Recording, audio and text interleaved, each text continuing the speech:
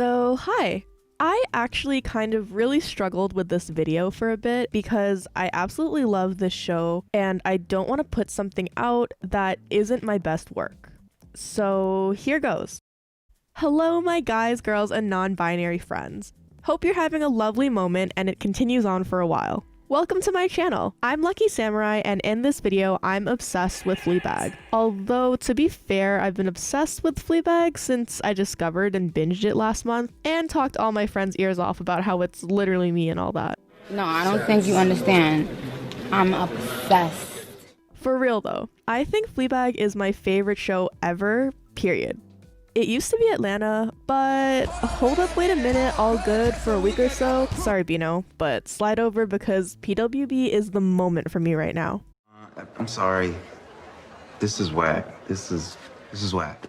Not to suck either of their too hard, but Phoebe Waller-Bridge and Donald Glover are everything I aspire to be. Talented, brilliant, incredible, amazing, show-stopping, spectacular, never the same, totally unique, completely not ever been done before, unafraid to reference or not reference. Anyway, getting away from the point! Here's the intro. Fleabag is a dark comedy television series following the life of a free-spirited young woman as she navigates strained relationships following her mother and best friend's deaths. It was created and written by Phoebe Waller-Bridge, adapted for TV from her one-woman show of the same name. The first season premiered in July 2016 and the second in March 2019. While I could go on about how much I enjoy the show, I'll let you look it up and let its many accolades speak for themselves. One of the principal means of storytelling that sets Fleabag apart, which is also arguably its most unique and memorable, are the frequent fourth wall breaks. The titular character constantly does this while vacillating between seeking validation from the audience, and by extent herself, and trying to experience her reality mindfully. It's also an excellent way to guide the audience through her commentary, exposition, and internal monologues. Just a note for reference, when I say us, I'm referring to the audience going forward in this video. Sickening and stupid, and you all care.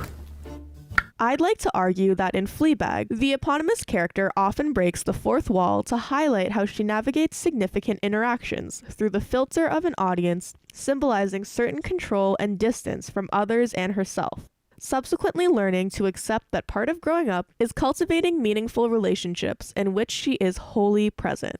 What?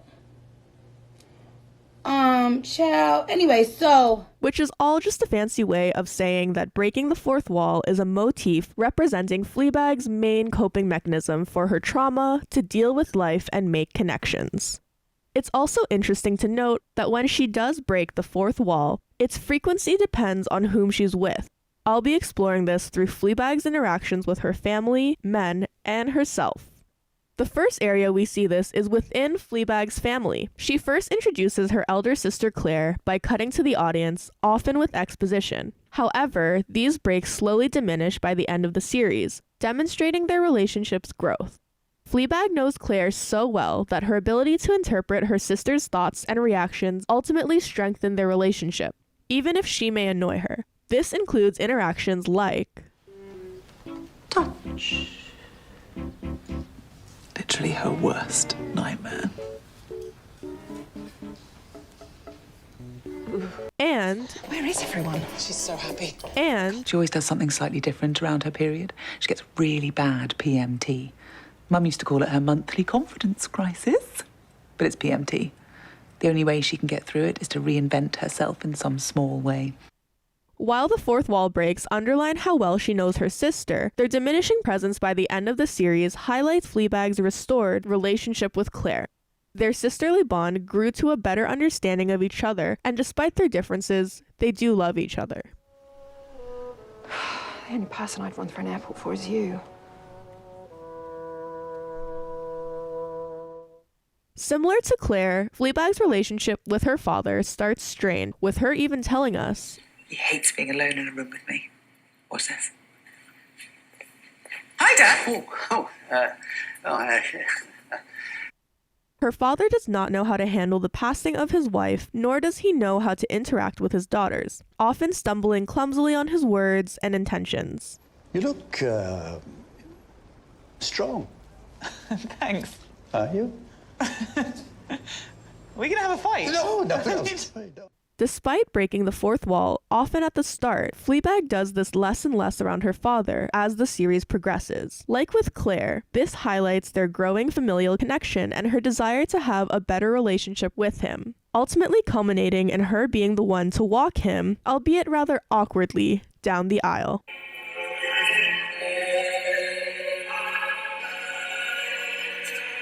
Darling. On the opposite side of things, the next two people in Fleabag's family highlight how she uses fourth wall breaks as a crutch to temporarily escape unfavorable interactions. With Claire's husband, Martin, Fleabag often addresses us, indicating her disdain towards and desire to maintain distance from him. Before we even meet Martin for the first time, Fleabag breaks the fourth wall at the mere mention of his name. Martin? Martin. Why on earth would you want to speak to Martin? By expressing to us her dislike of Martin, Fleabag depicts their interactions as solely out of necessity. Otherwise, she doesn't seem to enjoy his presence at all, and turns to us for temporary escape or company. Oh, must be my lucky day. You said she only likes to talk to people she fancies. Ugh. Can you leave us? Nice top. Ugh, thanks. In the same vein as Martin, Fleabag's interactions with her godmother are littered with fourth wall breaks, emphasizing the distance and disconnect in their relationship, and indicating Fleabag's disinterest to get to know her better. As Fleabag describes her, To be fair, she's not an evil stepmother. She's just a... her godmother is often the source of Fleabag's frustrations, and she often addresses the audience during their interactions to highlight instances of her godmother's questionable, biting, or snarky moments. This is nice. Thank you. Oh, this is beautiful. I picked him up at a student gallery opening. Utterly fascinating. Can't hear a thing, but is a fabulous physical communicator through hands and lips. I'd love that. Overall, despite having varied relationships with her family, Fleabag's intentions when addressing us seem to depict the members with whom she's closest. Like Martin, Fleabag's male interactions seem out of necessity, otherwise for personal pleasure. I'd argue further that her father belongs under both, but that's beside the point for now. The next man who walks in here is getting ridden to death. Dad! Hi. Not ideal. As evident from her therapy session, Fleabag is aware of the way she approaches casual sex, stating that during most of her adult life, she uses Sex to deflect from the screaming void inside my empty heart. I'm good at this.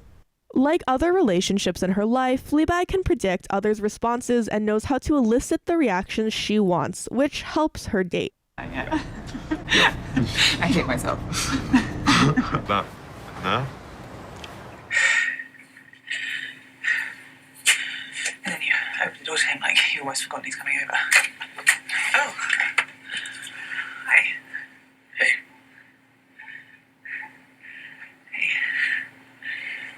Hey. And then you get to it immediately. As significant as these casual relations are, in that she allows us to see this part of her life, Fleabag knows these relations are purely physical and treats them as such. Her routine casualness and asides with us allow her to maintain distance from anything deeper than physical with these men, probably to protect herself as well. Fleabag's on and off again relationship with Harry seems to fill the void of having a sensitive person in her life to take care of her, whom she uses to try and fulfill her sexual desires, but ultimately doesn't think he uses her to her full potential.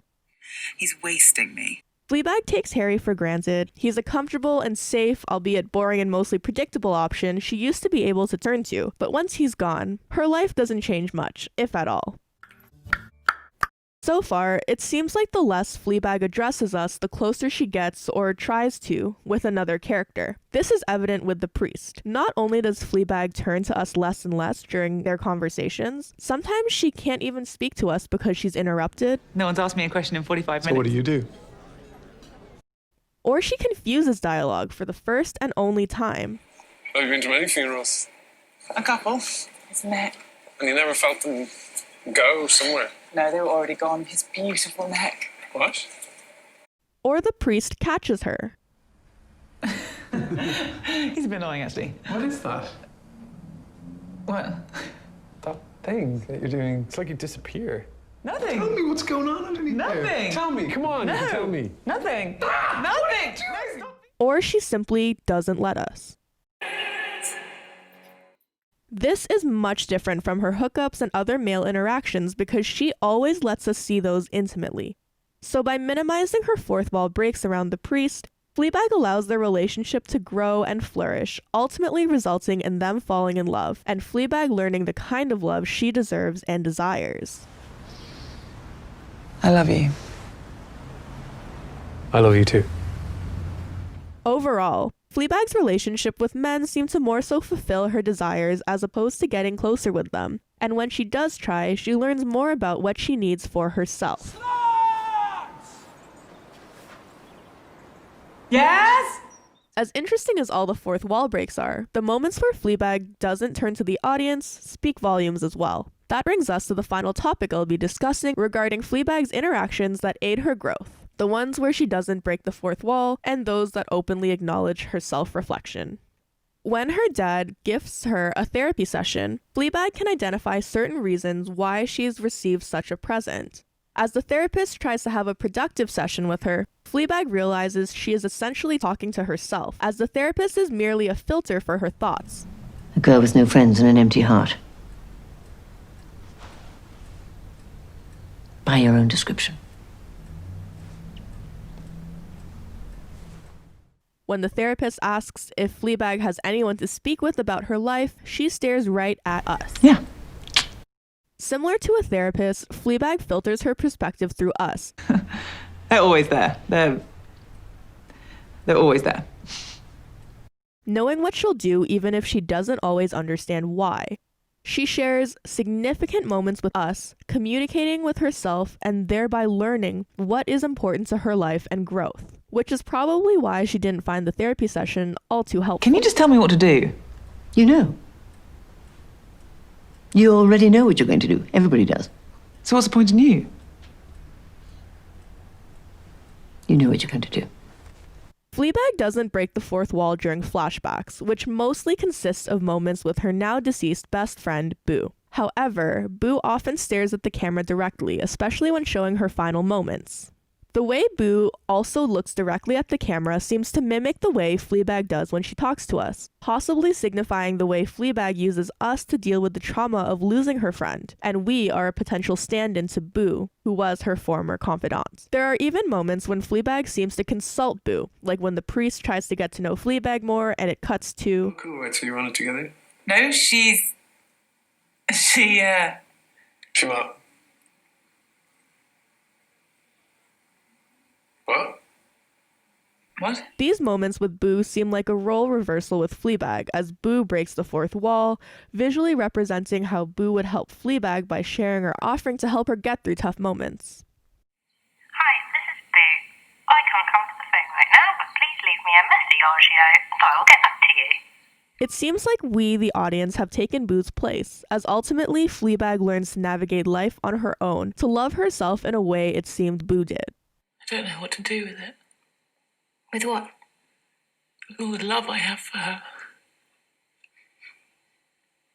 I don't know where to put it now.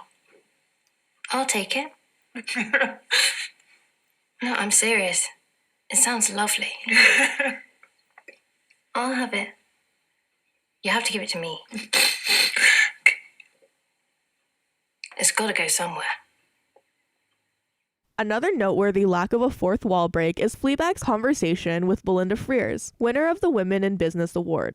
Belinda leaves Fleabag with a piece of vital advice. Look at me. Listen. People are all we've got. People are all we've got. Only after Belinda leaves does Fleabag address the audience with a look, seeming to have taken this interaction to heart, as her addressing us is also like her talking with herself, bookmarking this moment as part of her personal growth. Fleabag's relationship with her mom is something I'd like to talk more about in another video because I think I can do it better justice on its own. However, overall, these interactions seem more so for Fleabag's personal growth and self-acceptance. Fleabag uses the audience as a crutch to maintain how she portrays herself to others. She lets us in to help her handle interactions and relationships towards others and herself. She needs us to help channel and process her inner thoughts and feelings on the road to self-love. If you can't love yourself, how in the hell are you going to love somebody else? And all I'm gonna say, in conclusion, is that in the end, it seems the less Fleabag addresses us, the more she genuinely enjoys the company of the other person. By not breaking the fourth wall, she remains present in the moment with someone like Claire, her father, or the priest. Alternately, in the cases of people she uses or tolerates, like Martin, her godmother, or Harry, Fleabag regularly turns to us for relief. And luckily for us, it's mostly comedic. These less meaningful relationships signify that she doesn't need them to grow. Ultimately, through fourth wall breaks, Fleabag learns more about herself and the importance of cultivating meaningful relationships to help her grow. I think you know how to love better than any of us. That's why you find it all so painful. I think this puts another layer to her season 2 intro. This is a love story.